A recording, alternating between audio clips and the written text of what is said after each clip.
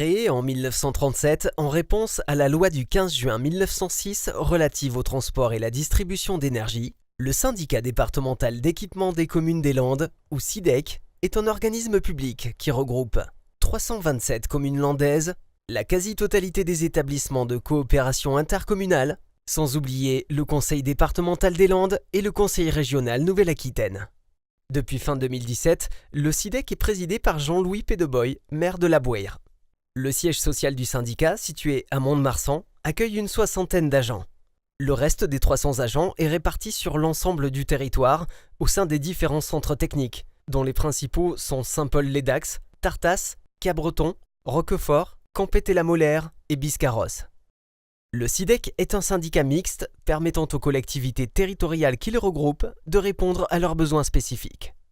Pour cela, sa gouvernance favorise une proximité marquée avec les élus et organisée autour d'une assemblée générale de ses adhérents se réunissant pour les sujets importants et statutaires, d'un comité syndical constitué de 3 commissions dédiées aux 3 compétences, adoptant les budgets, les comptes rendus d'activité et de contrôle, les modifications de règlements de service, la cohérence des décisions.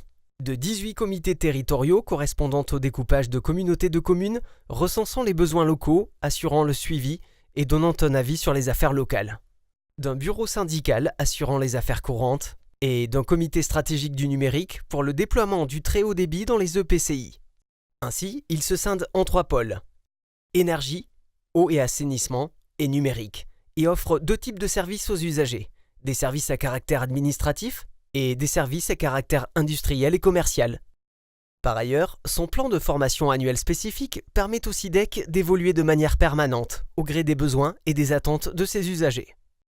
D'abord créé pour assurer la distribution électrique, d'autres compétences sont venues enrichir la palette de ses métiers, tels que l'éclairage public, la distribution du gaz, la maîtrise des énergies, les énergies renouvelables, la production et l'exploitation de l'eau potable, l'assainissement collectif et individuel.